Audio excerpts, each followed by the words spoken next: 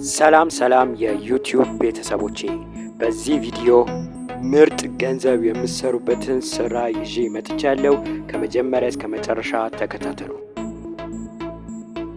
እሺ፣ ዛሬ የምናየው ስለ ዳታ ኢንተሪ ነው። ዳታ ኢንተሪ ምንድን ነው?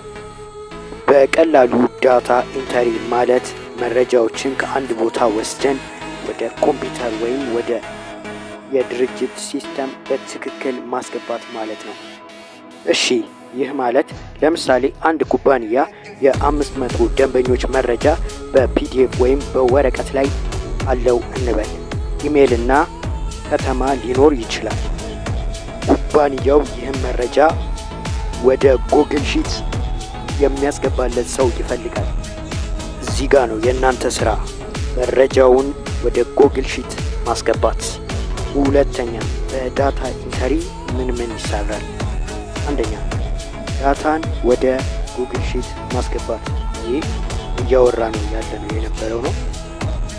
ሁለተኛ ደግሞ ዳታ መሰብሰብ፣ መረጃዎችን መሰብሰብ።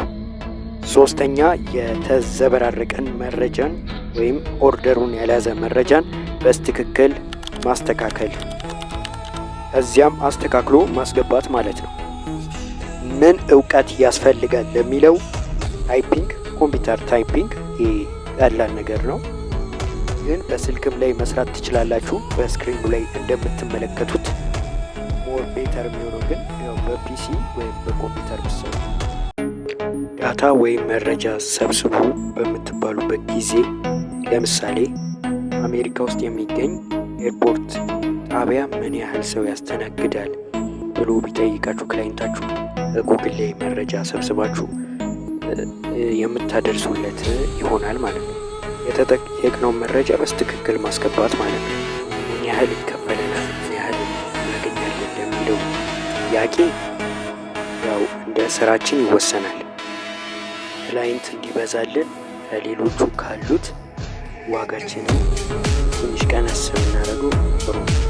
በወር $100 እና ከ100 በላይ ሊሰሩ ትችላላችሁ።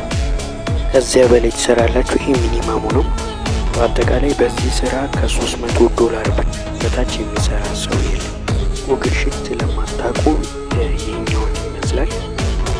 በኢንተርኔት ለመስራት ይህኛው በጣም ከዛኛው የተሻለ ነው። ሙሉ ሂደቱን እንድሰራላችሁ የምትፈልጉ ከሆነ ኮሜንት ላይ አሳውቁኝ፣ እሰራላችኋለሁ።